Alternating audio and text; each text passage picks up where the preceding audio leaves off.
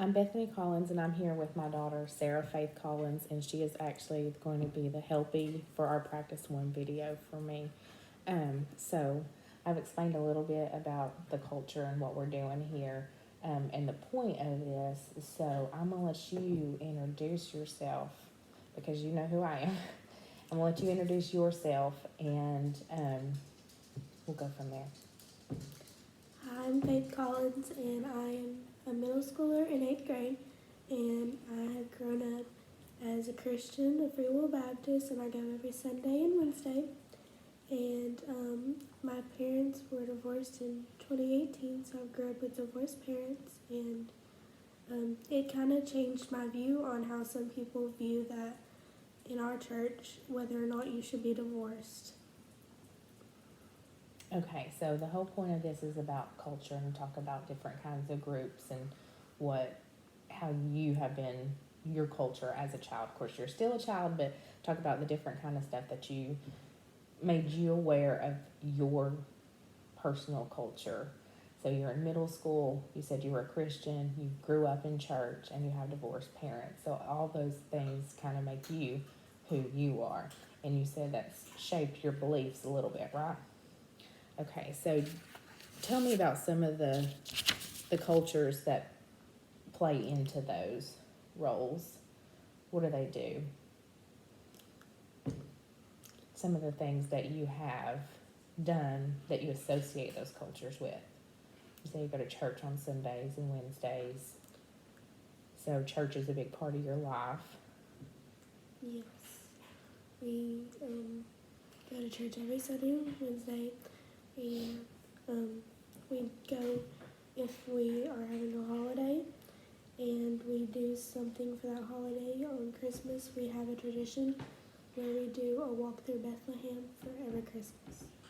Okay, so you have been brought up strictly Christian then. Yes. Okay, tell me how you said that changed your views about divorce in the church. How did those two conflict with each other, or did they conflict with each other? It didn't really conflict, but some people do believe in our church how you should never divorce a man no matter what, and I just don't think that that's necessarily true. Okay, sounds good. Okay, let's talk about, you went ahead and filled out these, what we talked about, hot buttons. And of course, you're 13 years old, so I feel like your responses are going to be a lot different than a lot of other responses, just because with your generation, you're a lot more, I would say, tolerable of other cultures, more open and less judging, than maybe like my parents or my grandparents. So, I'm kind of interested to hear your answers.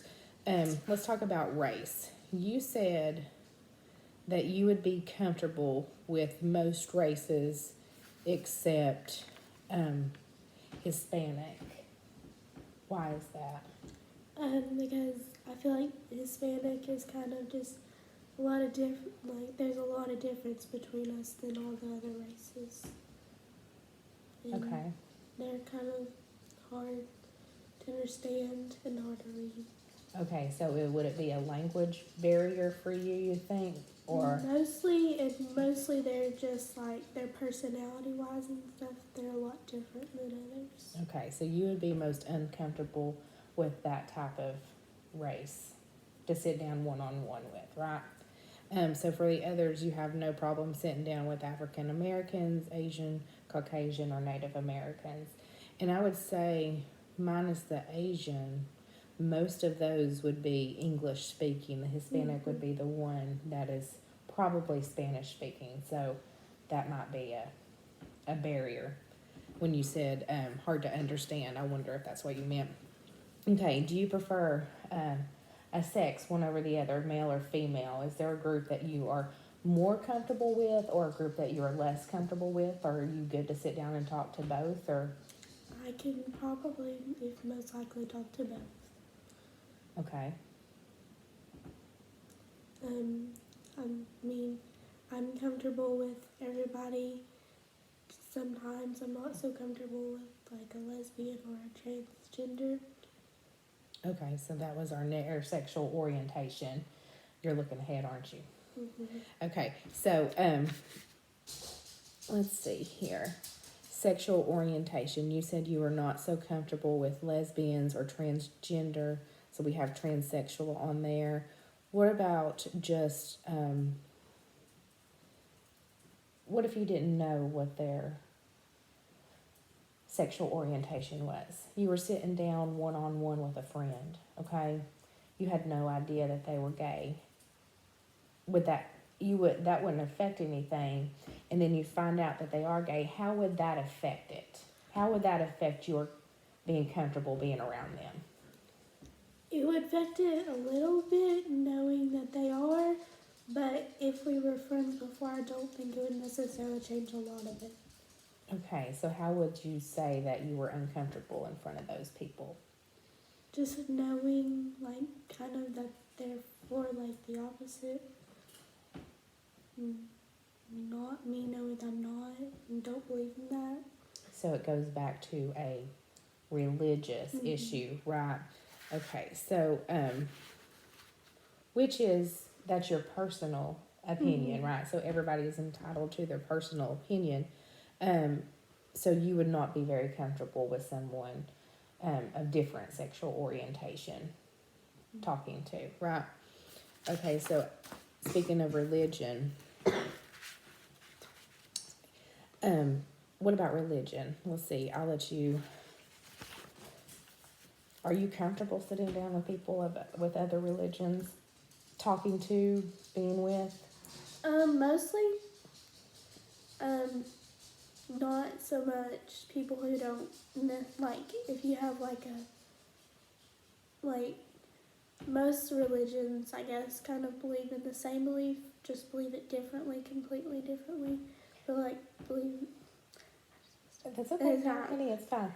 So, a lot of religions believe in a certain higher power. Yeah. And, like, Islam and Christianity and Judaism. Okay.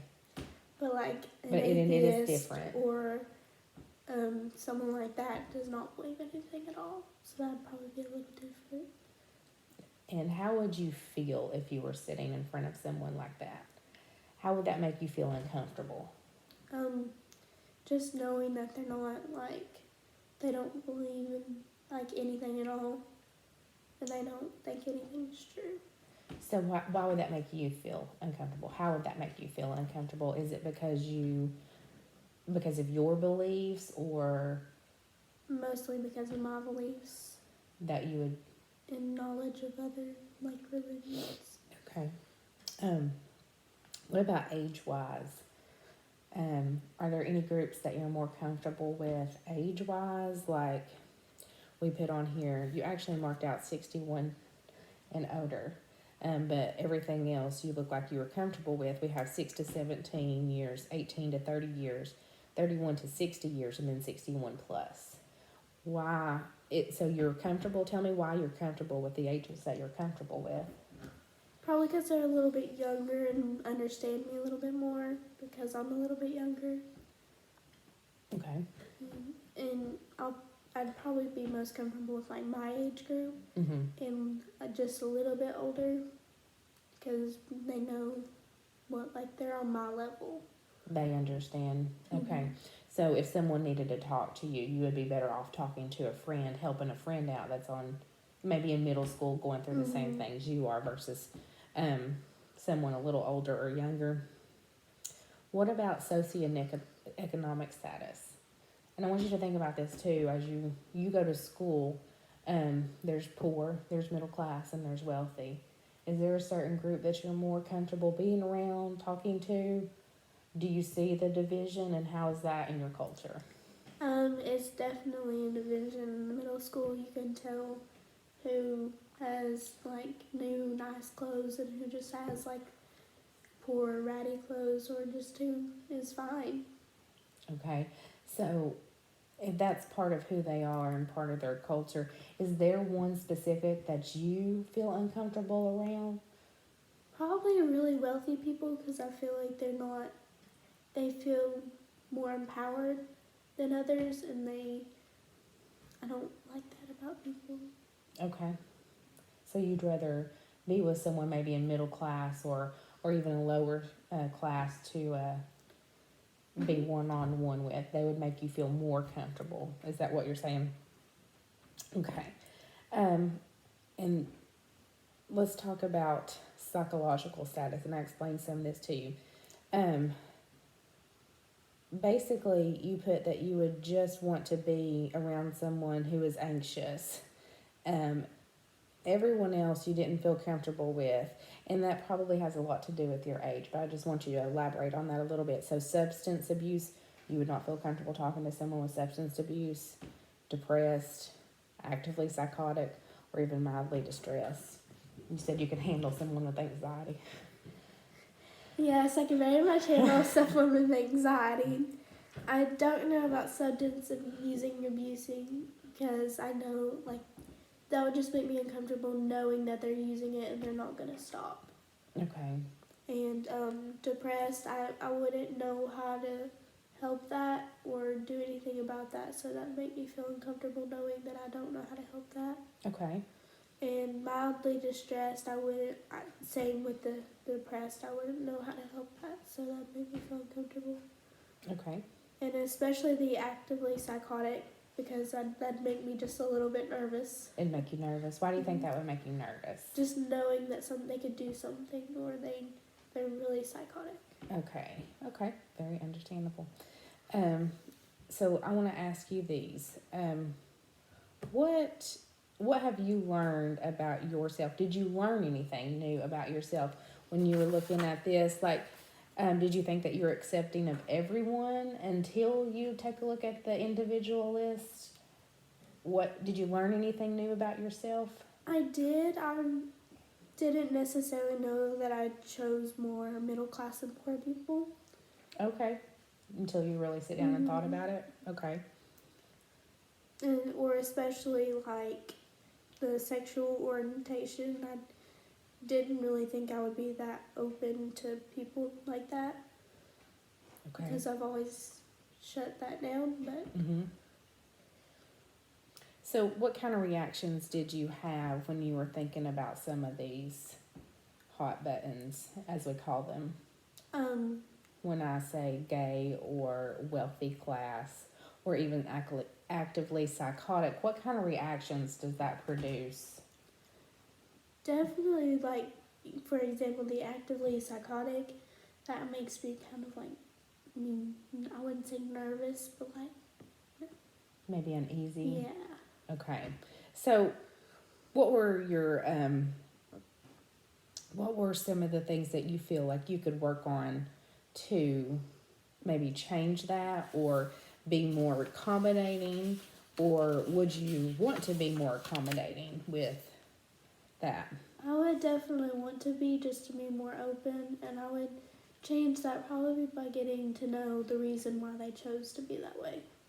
So you would educate yourself is what I'm hearing? Yes. Okay, that is getting to understand people and getting the information and learning about their culture and why they are the way they are can help us provide better care, better understanding, and also help put ourselves at ease too. All right, thank you so much for helping me. Thank you.